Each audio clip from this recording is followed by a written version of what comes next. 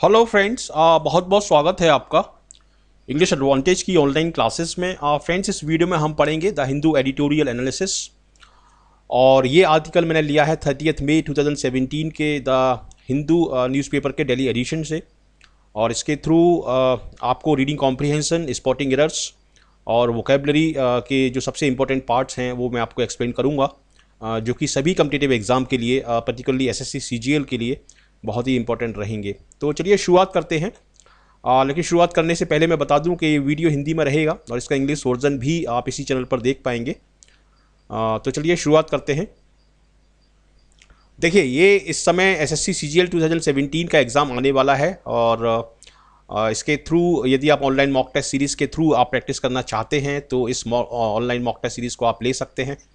इसमें सभी सेक्शंस के ऑनलाइन टेस्ट हैं, फुल लेंथ टेस्ट भी हैं, सेक्शन वाइज टेस्ट भी हैं इसमें। और इस ऑनलाइन मॉक टेस्ट सीरीज़ की सबसे बड़ी खासियत ये है कि इसमें चैप्टर वाइज टेस्ट हैं। सभी सेक्शंस के, मैथ्स के, रीजनिंग के, जीके के, इंग्लिश के, सभी के सेक्शन वाइज टेस्ट इसमें आपको मिल जाएंगे और चैप्टर वाइज टेस्ट भी हैं इसमें। तो ये बहुत ही इफेक्टिव रहेगी आपके लिए।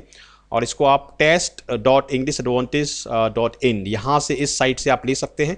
और ये मेरा हेल्पलाइन नंबर है, यदि आपको कोई दिक्कत आती है तो मुझे आप कॉल करें और डेफिनेटली मैं उसका सोल्यूशन आपको दूंगा। तो इसका कॉम्बो पैक जो है वो बैंकिंग और पीओ दोनों के लिए है और इसका कॉम्बो पैक का प्राइस 699 रुपीज़ है। और यदि आप एसएससी सीजीएल का इंडिविजुअल पैक लेना चाहते हैं तो वो आप 399 रुपीज़ में इस साइट से आप जाके ले सकते हैं। तो चलिए शुरुआत करते हैं। देखिए, ये एक आर्टिकल है जो कि बहुत ही रिलीवेंट है और बहुत ही अच्छा एक आर्टिकल है। मार्क्स एंड स्टैंडर्ड, जैसे सीबीएसई की जो मॉड्यूलेशन पॉलिसी है उसके बारे में है ये पूरा आर्टिकल। और ये यूपीएससी और बैंक पीओ इन सभी के लिए बहुत ही इंपॉर्टेंट रहेगा ये वाला आर्टिकल। तो our school system needs a better evaluation mechanism for students. ये बात सही है कि हमारे स्कूल्स में एक अच्छा, एक इम्पार्शियल इवैल्यूएशन सिस्टम होना चाहिए ताकि सभी स्कूल्स, सभी बोर्ड्स और सभी स्टेट्स में एक पैरिटी को हम ला सकें, एक सिमिलरिटी को ला सकें और एक सेम लेवल पर हम सभी स्टूडेंट्स को इवैल्यूएट कर सकें, जो कि अभी नहीं है। तो इसीलिए इसने सीबीएसई ने जो मॉड्यूलेशन पॉलिसी थी उसको हटा दिया था, लेकिन कोर्ट्स ने उसमें, हाई कोर्ट ने उसमें इंटरवीन किया और हाई कोर्ट ने बोला कि इसको आप कंटिन्यू करो।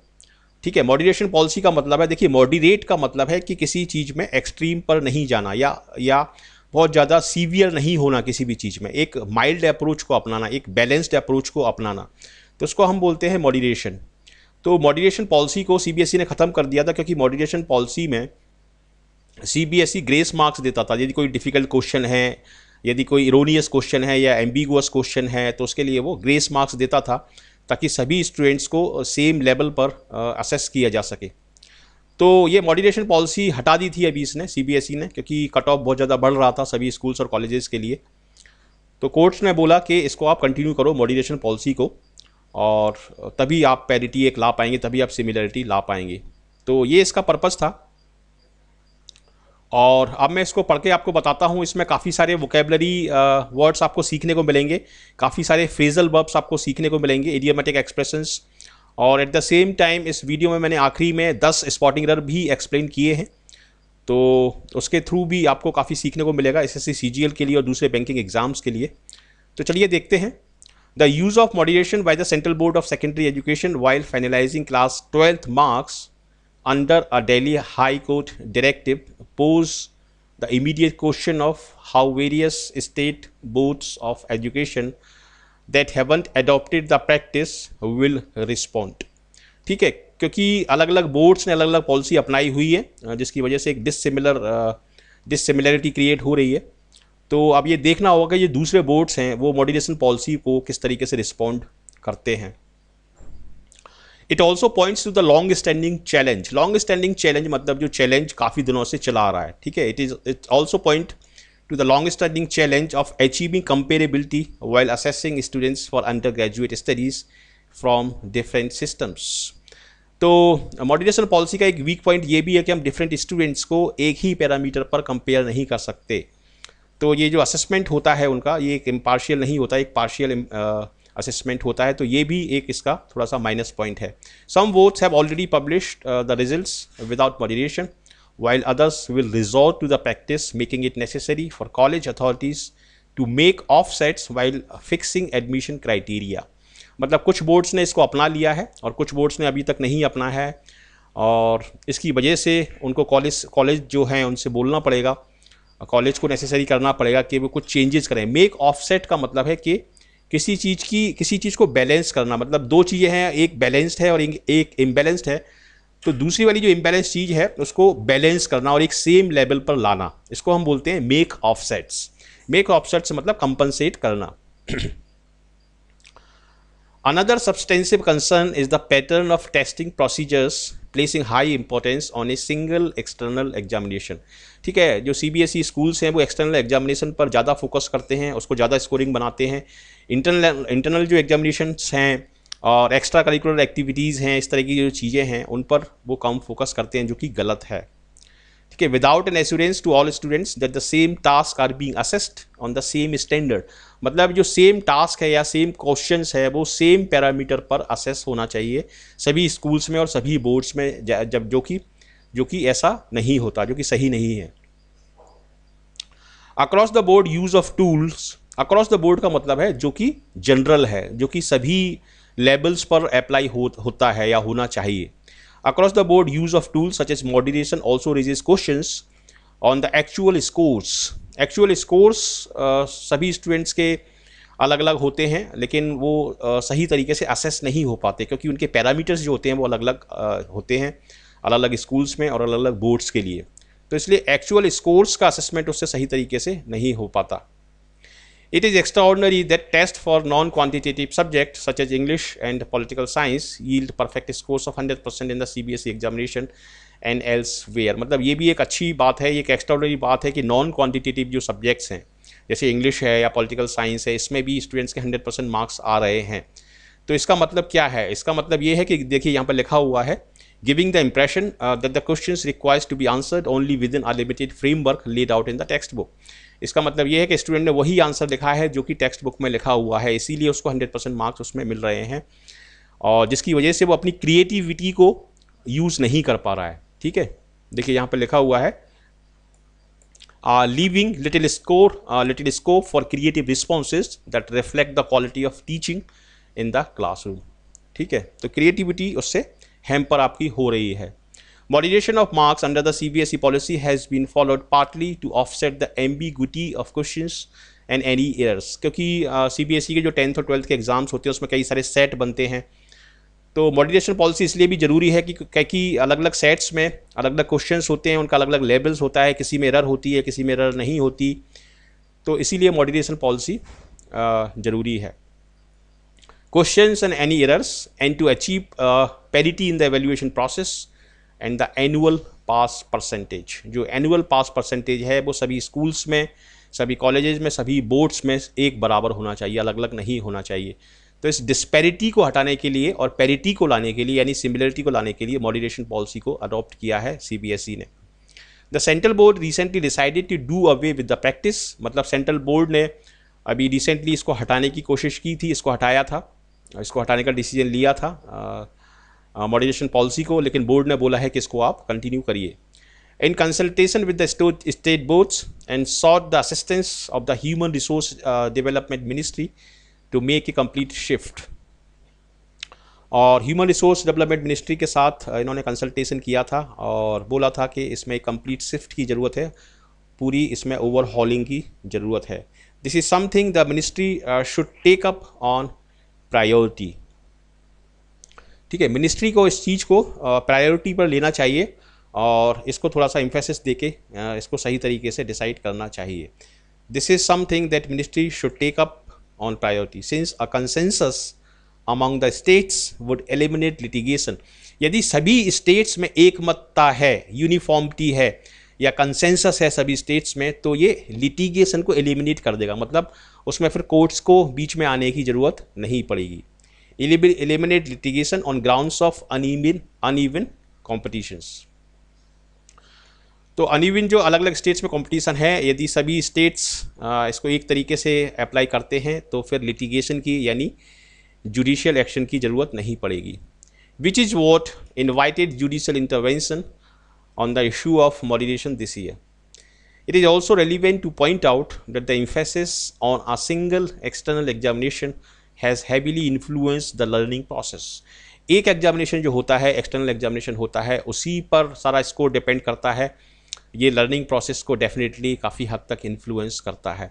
मतलब जो इंटरनल एग्जामिनेशन होते हैं, प्रैक्टिकल वगैरह जो होते हैं, उस पर भी उतना ही एम्फेसिस सीबीएसई स्कूल्स को देना चाहिए। Tailoring it almost entirely to score marks build on a foundation of weak primary education, it does little to improve outcomes for the majority of students at the secondary school level। मतलब creativity पर कम score है, कम emphasis है, और external examination पे ज़्यादा score है। The annual status of education report 2016 found, for instance, that among rural students in class 8th, only 43.3% could correctly solve a simple 3 digit by 1 digit division problem. देखिए ये हालत है education की कि जो 8th क्लास स्टूडेंट हैं उसमें से 43% जो है वो एक सिंपल डिवीज़न को भी सही तरीके से सॉल्व नहीं कर पाते। What this makes clear is that encouraging performance on enrolment of students even in some of the backward states is not the same as achieving high outcome in actual learning. मतलब enrolment तो काफ़ी हो रहे हैं backward states में, लेकिन performance और जो एक्चुअल लर्निंग है वो उसका जो रेशो है वो काफ़ी कम है। There is also the issue of access to private tuitions for a better examination score. ठीक है, और इसमें भी जो ट्यूशन क्लासेस हैं, जो कोचिंग क्लासेस हैं, उनका जो एक तरह से पूरा का पूरा जो नेटवर्क बना हुआ है उसको भी डिस्करेज करने की ज़रूरत है, क्योंकि स्टूडेंट्स को लगता है कि बिना कोचिंग के वो अच्छा स्कोर नहीं कर सकते। Which affects less privilege student. ठीक है, तो जो अच्छे स्टूडेंट्स होते हैं, जो पैसे वाले स्टूडेंट्स होते हैं, जो प्रिविलेज स्टूडेंट होते हैं, वो तो कोचिंग लगा लेते हैं, लेकिन जो गरीब स्टूडेंट है वो कोचिंग नहीं लगा पाते, उनकी परफॉर्मेंस अफेक्ट होती है। तो यहाँ पर भी एक डिस्पैरिटी का पॉइंट एक क्रिएट होता है। ठीक है, तो इसके थ्रू आप सारा कंक्लूजन आप निकाल सकते हैं कि मॉडरेशन पॉलिसी के क्या इसके प्रोज एंड कॉन्स हैं और क्या इसके मेरिट्स एंड डीमेरिट्स हैं। ठीक है, it is against the depressing backdrop of such distortions that India's school system must prepare an evaluation mechanism for students. India को एक ऐसा मैकेनिज्म, एक इवेल्युएशन मैकेनिज्म डेवलप करने की ज़रूरत है जिसमें कोई डिस्पैरिटी ना हो, कोई पूरी तरीके से वो इम्पार्शियल हो और पूरी तरीके से एक समान हो, वो सभी स्कूल्स के लिए, सभी बोर्ड्स के लिए और सभी स्टेट्स के लिए।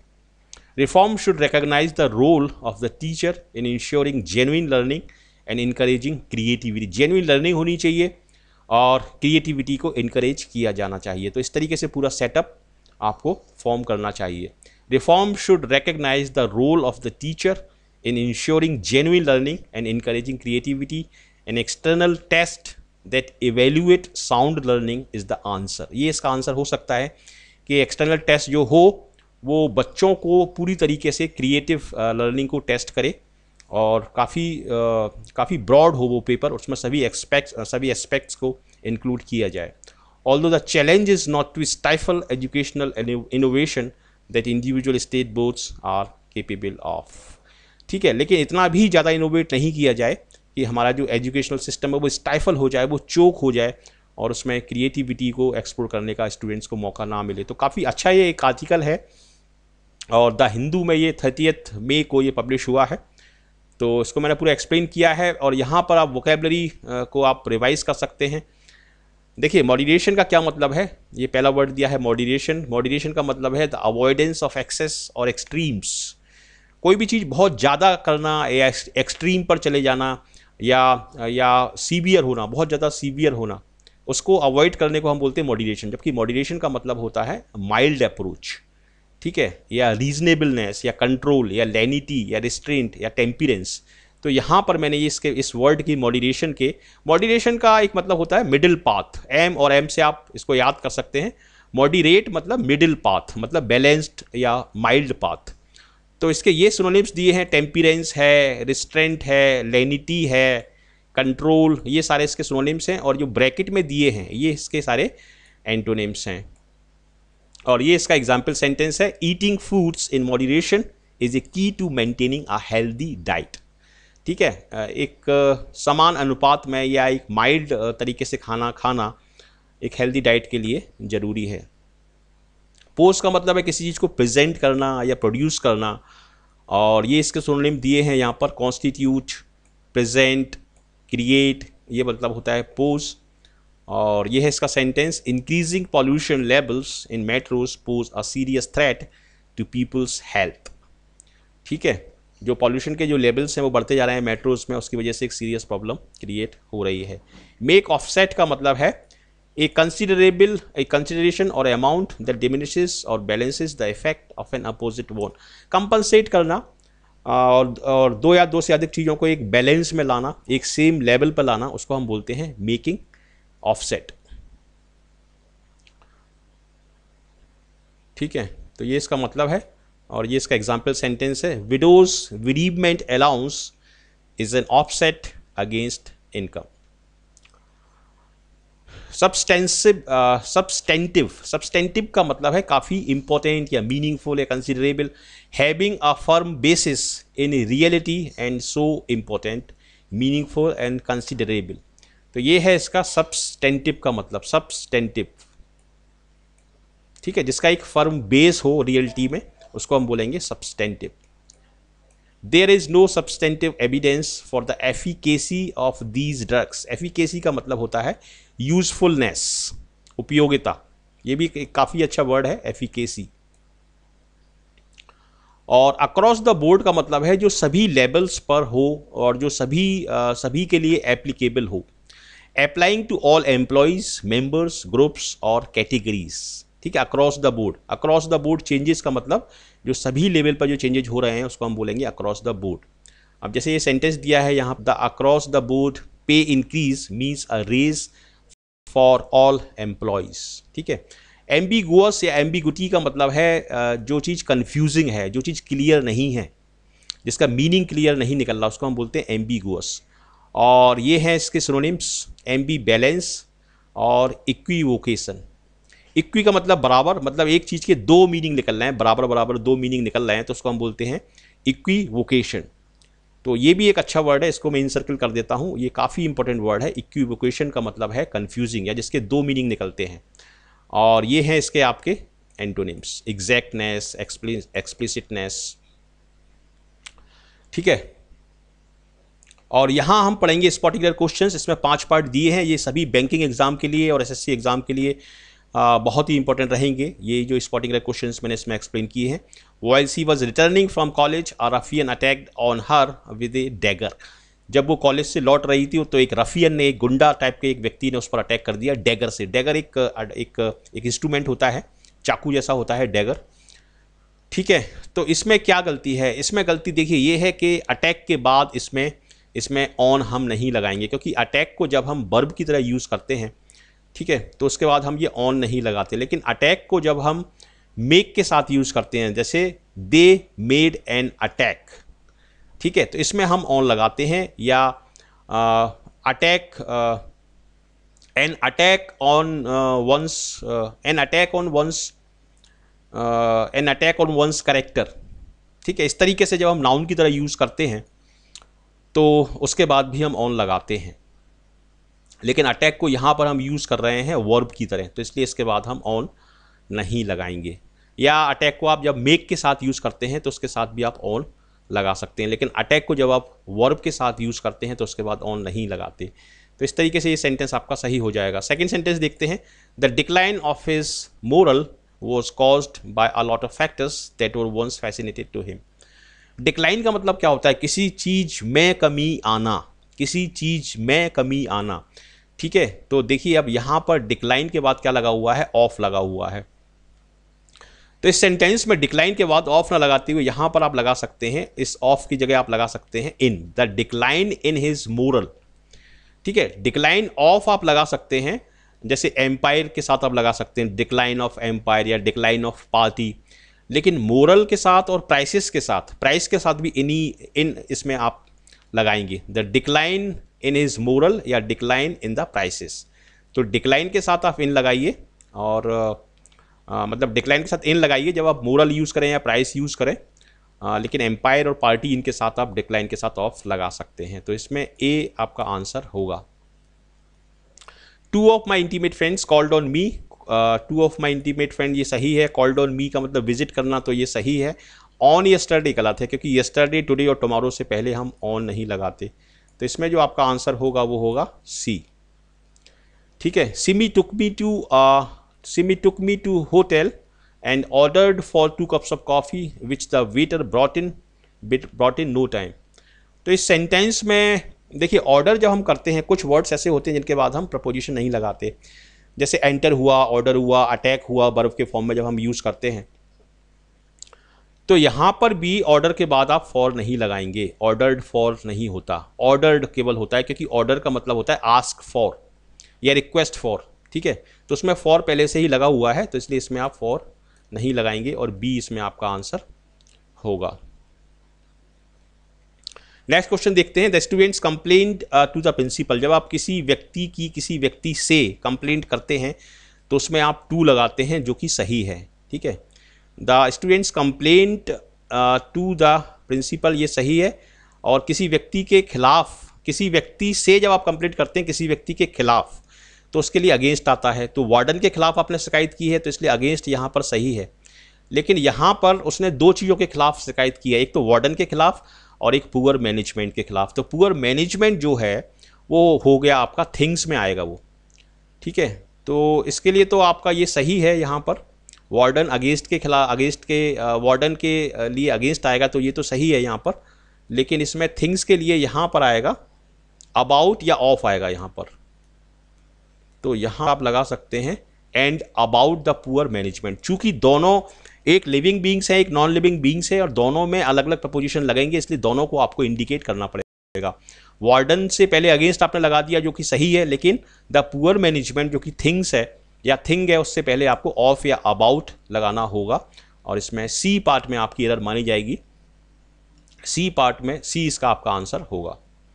अब हम आगे देखते हैं विदाउट कंसीडरिंग। विदाउट एक प्रपोजिशन है इसमें, और उसके बाद हम आईएनजी फॉर्म लगाते हैं, तो ये सही है। फॉर ए मूवमेंट सही है। ही इंटरेस्टेड मी, इंटरेस्टेड के बाद इसमें प्रपोजिशन गलत लगा हुआ है। इंटरेस्टेड के बाद हम लगाते हैं with. Interested me with all the important work. या इंटरेस्टेड के बाद यदि आप ऑब्जेक्ट नहीं लगा रहे हैं, मतलब जो प्रोनाउन है वो नहीं लगा रहे हैं और सीधा ऑब्जेक्ट लगा रहे हैं, जैसे इंटरेस्टेड वर्क टू मी, तो फिर आप उसमें टू लगाएंगे। और इंटरेस्टेड के बाद यदि डायरेक्ट इसमें आप मी लगा रहे हैं, मतलब प्रोनाउन लगा रहे हैं, तो फिर आप विद लगाएंगे। और यदि ऑब्जेक्ट लगा रहे हैं जैसे वर्क, तो फिर आप टू लगाएंगे। तो इसमें इन के स्थान पर आपका विद का प्रयोग होगा, और इस क्वेश्चन में आपका आंसर होगा सी। सेवेंथ को देखते हैं। somebody reported to me, ये सही है, that Suman had fallen in the well and nobody had tried to save her। मतलब किसी ने मुझको बताया कि सुमन जो है वो कुएं में गिर गई थी और किसी ने भी उसको बचाने की कोशिश नहीं की थी। तो यहाँ पर चूंकि मूवमेंट हो रहा है और वो मूवमेंट जो है वो ऑब्जेक्ट के साथ रिलेटेड है, तो इसलिए यहाँ पर आप बोलेंगे फॉलन इनटू। ठीक है, फॉल इन भी एक फ्रेजल वर्ब होता है। फॉल इन का मतलब होता है कोलैप्स हो जाना, ठीक है, गिर जाना किसी चीज़ का। लेकिन यहाँ पर आप मूवमेंट को शो कर रहे हैं, तो इसलिए फॉलन इनटू आप यहाँ पर लगाएंगे और बी इसमें आपका आंसर होगा। इसको देखते हैं। There are certain animals that can live without any effort both in water and land. देखिए, वाटर के साथ तो इसमें इन सही लगा हुआ है प्रपोजिशन, लेकिन लैंड के साथ हम क्या लगाते हैं? लैंड के साथ हम लगाते हैं on. On land, in water and on land. तो दोनों नाउन अलग अलग प्रपोजिशन ले रहे हैं, तो इसलिए यहाँ पर अलग अलग प्रपोजिशन को आपको इंडिकेट करना होगा, और डी इसमें आपका आंसर होगा। क्वेश्चन नंबर 9 देखते हैं। The plan was to go for the cinema but owing to certain hindrances it failed. Owing to का मतलब इस कारण से, हिंड्रेंसेस का मतलब है रुकावटें। ठीक है, तो यहाँ पर देखिए, ये गो फॉर ना होते हुए यहाँ पर आप लगाएंगे, क्योंकि आप प्लेस की बात कर रहे हैं, सिनेमा जाने की बात कर रहे हैं। तो सिनेमा एक प्लेस है, एक पर्टिकुलर प्लेस है, तो इसलिए यहाँ पर आप फॉर ना लगाते हुए टू लगाएंगे। Go to the cinema. Go for का मतलब होता है किसी चीज़ को अडॉप्ट करना या अपनाना। जैसे हम बोलते हैं गो फॉर इट, तो किसी चीज़ को अपनाना, उसको हम बोलते हैं गो फॉर। तो यहाँ पर हम प्लेस की बात कर रहे हैं, तो इसलिए आएगा गो टू। और the angry boatman threw the cracked oar into the river and return home. देखिए, ये एक सेंटेंस काफ़ी कंफ्यूजिंग है, लेकिन इसमें यहाँ पर आप इनटू ना लगाते हुए आप लगाएंगे इन, क्योंकि यहाँ पर जो मूवमेंट हो रहा है वो और के साथ कनेक्टेड नहीं है। एक्चुअली मूवमेंट जो कनेक्टेड है वो बोटमैन के साथ कनेक्टेड है। बोटमैन ने मूवमेंट किया है, इसलिए वो क्रैक्ड ओर जो है उसको रिवर में फेंका गया है। तो इसलिए बोटमैन के साथ कनेक्टेड है वो, ओर के साथ कनेक्टेड नहीं है। तो इसलिए यहाँ पर इनटू ना लगाते हुए आप इन इसमें लगाएंगे। काफ़ी अच्छा ये सेंटेंस है। तो इस तरीके से मैंने इस वीडियो ट्यूटोरियल में आपके 10 स्पॉटिंग एरर एक्सप्लेन किए हैं, काफ़ी सारी वोकेबलरी आपको एक्सप्लेन की है और हिंदू एडिटोरियल का पूरा एक्सप्लेनेशन किया है, जिसके थ्रू आपका रीडिंग कॉम्प्रिहेंशन पार्ट काफ़ी इंपॉर्टेंट, काफ़ी इफेक्टिव तरीके से आप उसको कवर कर सकते हैं। और इसी तरह के वीडियो मैं डालूंगा, हिंदी और इंग्लिश लैंग्वेज में अपलोड करूंगा इसी चैनल पर, जिसका नाम है इंग्लिश एडवांटेज यूट्यूब चैनल। और यहाँ मैं आपसे रिक्वेस्ट करूंगा इस टेस्ट सीरीज़ को आप ज़रूर लें यदि आपको सिलेक्शन चाहिए और काफ़ी अपना कॉन्फिडेंस आप बूस्ट करना चाहते हैं। तो इस टेस्ट सीरीज़ को आप जरूर लें, test.englishaadvantage.in। यहाँ से आप इसको 399 रुपीज़ या 699 रुपीज़ में आप इसको ले सकते हैं। और इसमें चैप्टर वाइज, सेक्शनल और फुल लेंथ टेस्ट काफ़ी हैं और सारे लेटेस्ट पैटर्न के क्वेश्चन इसमें इंक्लूड किए गए हैं। तो इसको लें और अपनी सफलता आप सुनिश्चित करें। और इंग्लिश एडवांटेज ग्रुप ये फेसबुक पर है, इसको भी आप ज्वाइन कर सकते हैं। तो कैसा लगा आपको ये वीडियो? यदि अच्छा लगा तो इसको लाइक करें और शेयर करें अपने ज़्यादा से ज़्यादा फ्रेंड्स के साथ और कमेंट करके मुझे बताएं कि कैसा लगा। और इस चैनल को यदि आपने अभी तक सब्सक्राइब नहीं किया है तो ज़रूर इस चैनल को सब्सक्राइब करें, जिसका नाम है इंग्लिश एडवांटेज यूट्यूब चैनल। और इसी से मिलते जुलते कुछ डुप्लीकेट चैनल भी मार्केट में आ गए हैं, तो उनसे आप सावधान रहें और original English advantage YouTube channel को देखें। इसकी पहचान तो एक तो लोगो है, इसका पहचान ये इस चैनल का ओरिजिनल लोगो है। इसको आप देख लें कहीं पर भी, ये ओरिजिनल चैनल आप देख रहे हैं इंग्लिश एडवांटेज का। और मेरा जो कॉन्टैक्ट नंबर है वो भी इसकी एक पहचान है, जिसमें कि आखिरी में 9933 आता है। ठीक है, 9893719933 9933 वाला जो नंबर है वो मेरा ओरिजिनल नंबर है और इस चैनल को वो बिलोंग करता है। तो ये भी आप ध्यान रखें। ठीक है, तो इस चैनल को आप सब्सक्राइब करें। और thank you very much for watching this video and I wish you all the best for your bright future. Thank you.